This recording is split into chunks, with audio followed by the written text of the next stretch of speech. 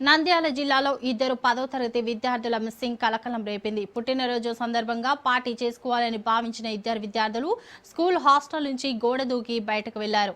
అక్కడి నుంచి రైలులో తిరుపతి వెళ్లేందుకు బయలుదేరారు. విద్యార్థులు కనిపించకపోవడంతో ఆందోళనకు గురైన స్కూల్ యాజమాన్యం వెంటనే పోలీసులకు ఫిర్యాదు చేశారు.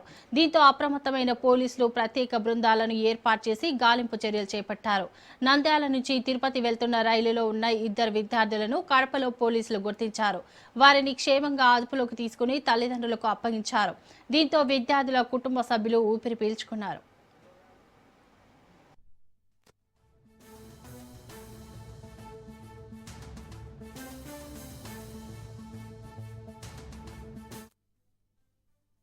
ఈ రైతు నగరంలో చైతన్య టెక్నో రెసిడెన్షియల్ స్కూల్ అని ఉంది. అక్కడ మనకి 2 బాయ్స్ 10th స్టాండర్డ్ చదువుతున్న 2 బాయ్స్ 14 years ఓల్డ్ పీపుల్ ఇద్దరు students around 1 o'clock school hostel premises నుంచి వితౌట్ పర్మిషన్ బయట వెళ్ళిపోయారు. 3 టీమ్స్ ఫామ్ చేయడం అనేది జరిగింది. వెంటనే ఈ సీసీటీవీస్ చూడడానికి ఒక team, railway station, bus stand and మనకి మహానది టెంపుల్ అలాంటి ప్రిమైసెస్ చెక్ చేయడానికి కూడా మనం టీమ్స్ పంపించడం జరిగింది. ఈ ఎఫర్ట్స్ లో మనకి 9 o'clock రిజిస్టర్ అయిన ఎఫ్ఐఆర్ లో ఈ కోఆర్డినేటెడ్ గా ఎక్స్ట్రాడినరీగా ఎఫర్ట్స్ తీసుకున్నారు మన పోలీస్ వాళ్ళు.